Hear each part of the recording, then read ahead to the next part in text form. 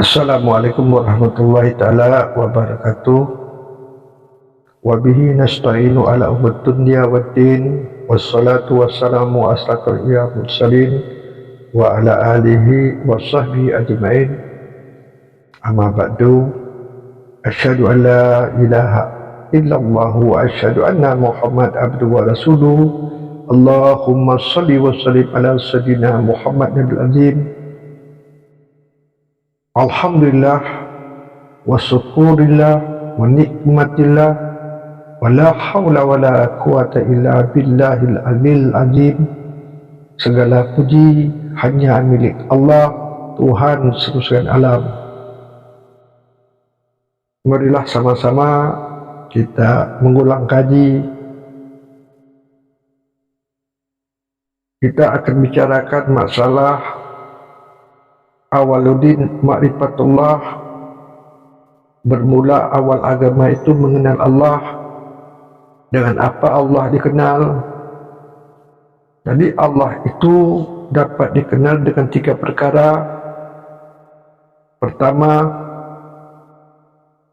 tahu akan tubuh. Kedua, tahu akan hati. Yang ketiga, tahu akan nyawa. Tubuh dibagi 3. Yang mana yang 3 itu? Pertama, tubuh yang kasar. Yang kedua, tubuh yang halus. Yang ketiga, tubuh yang batin. Maksudnya tubuh kepada hati, maksudnya hati kepada nyawa, maksudnya nyawa kepada Allah. Kalau ia memang benar kita orang yang menyembah Allah, berapa buah jalan menuju ke hadirat Allah. Jadi adapun jalan menuju kepada Allah ini, ke hadirat Allah, ada 4 jalan. Yaitu pertama, jalan syariat. Yang kedua, jalan tarekat. Yang ketiga, jalan hakikat. Yang keempat, jalan makrifat. Apa maksud syariat? Syariat, pegang syariat tubuh yang kasar. Tarekat, pegang tarekat tubuh yang halus. Hakikat, pegang hakikat tubuh yang batin. Makrifat, pegang makrifat Tuhan Allah yang punya pegang. Syariat itu jatuh kepada kita jadi apa? Jadi tubuh. Tarekat jatuh kepada kita jadi apa? Jadi hati. Hakikat jatuh kepada kita jadi apa? Jadi nyawa. Makrifat jatuh kepada kita jadi apa? Jadi rahasia. Syariat, pegang syariat tubuh yang kasar. Apa bunyi zikirnya? La ilaha illallah. Tarekat, pegang tarekat tubuh yang halus, zikirnya Allah, Allah. Hakikat, pegang hakikat tubuh yang batin, zikirnya Hu Allah, Hu Allah. Makrifat, pegang makrifat Tuhan Allah yang punya pegang. Apa bunyi zikirnya? Bunyinya tiada berhuruf, tiada bersuara, lenyap selenyap-lenyapnya, karam sekaram-karamnya. Syariat adalah jalan tubuh, tahu ketiadaan tubuh kita, lahir dan batin.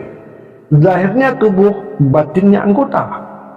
Tarekat adalah jalan hati, tempat bergantung, baik dan jahat, lahir dan batin.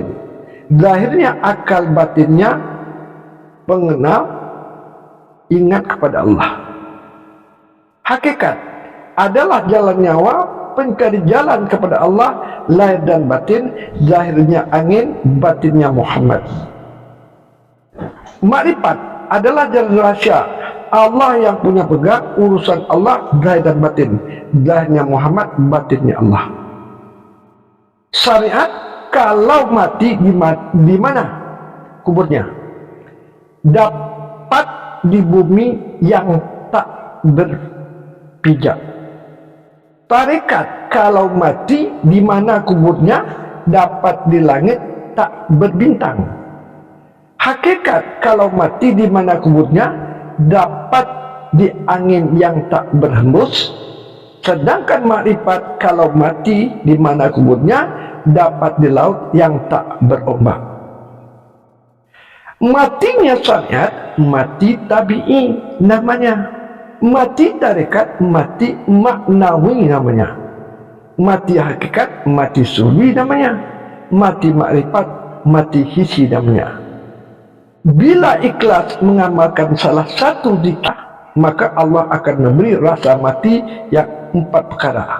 Dapat merasa mati tabi'i, yaitu mati panca indera 5, yang 5, seluruh anggota tubuhnya secara lahir dan batin telah membaca Allah, Allah, dan suara alat ini seolah berzikir dan terdengar membaca kalimat Allah, Allah, berzikir dengan sendirinya, hingga yang tinggal hanyalah rasa rindu terhadap Allah. Orang yang telah merasakan mati tabi itulah orang yang telah sampai dengan rahmat Allah pada makam tajalli Allah, nyata perbuatan Allah Subhanahu wa taala. Yang kedua, dapat merasakan mati maknawi, yaitu merasakan dirinya lahir dan batin telah hilang dan seluruh alam ini telah lenyap semuanya. Yang ada hanyalah kalimat Allah, Allah semata-mata. Dimanapun ia memandang kalimat Allah yang ditulis dengan Nur Muhammad, orang-orang yang telah merasa mati maknawi itulah orang yang telah sampai dengan rahmat Allah Subhanahu wa taala, atau biasa disebut makam tajalli asma, nyata nama Allah Subhanahu wa taala. Nama dengan yang punya nama tidak terpisah, tak terpisahkan sedikit pun dengan nama Allah Subhanahu wa taala yang tidak memberi mudarat binasa di langit dan di bumi, dan dia maha mendengar lagi maha mengetahui. Yang ketiga, dapat merasakan mati suri, yaitu di dalam perasaan orang itu telah lenyap segala warna-warni, yang ada hanya nur semata-mata, yakni nurullah, nur zatullah, nur sifatullah, nur asma Allah, nur afal Allah, nur Muhammad, nur baginda Rasulullah, nur samawi, nur alam nur. Inilah orang yang telah diberi pelita oleh Allah untuk meluruskan jalannya. Orang yang telah merasakan mati suri itulah orang yang telah sampai dengan rahmat Allah pada makam tajalli sifatullah, nyata sifat Allah. Sedangkan yang keempat, dapat merasakan mati hissi, yaitu dalam perasaan telah lenyap kalimat Allah, telah lenyap pula seluruh alam ini secara lahir dan batin, dan telah lenyap pula nur yang tadinya terang benderang yang ada dan dirasakannya ada zat Allah Subhanahu wa taala. Bahkan dirinya sendiri pun dirasakan hilang, musnah, ia telah dibunuh oleh Allah Subhanahu wa taala, dan dialah sebagai gantinya, sebagaimana firman Allah Subhanahu wa taala dalam hadis kursi bahwasanya hambaku apabila aku telah kasih, aku bunuh ia, lalu apabila telah aku bunuh, maka akulah sebagai gantinya. Maka langkahnya seolah-olah langkah Allah, pendengarannya pendengaran Allah, penglihatannya penglihatan Allah, geraknya kehendak Allah, perbuatannya perbuatan Allah. Orang yang telah mendapat mati hissi, ia akan melihat Allah Subhanahu wa taala dalam perasaannya. Surat Al-Baqarah ayat 115, timur dan barat kepunyaan Allah Subhanahu wa taala. Kemanapun kamu menghadap, maka di sanalah ada wajah Allah.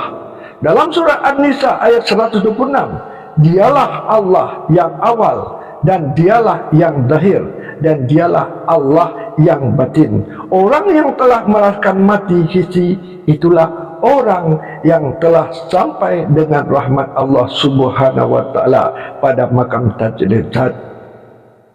Kami akhiri, wabillahi taufik wa hidayah. Assalamualaikum warahmatullahi taala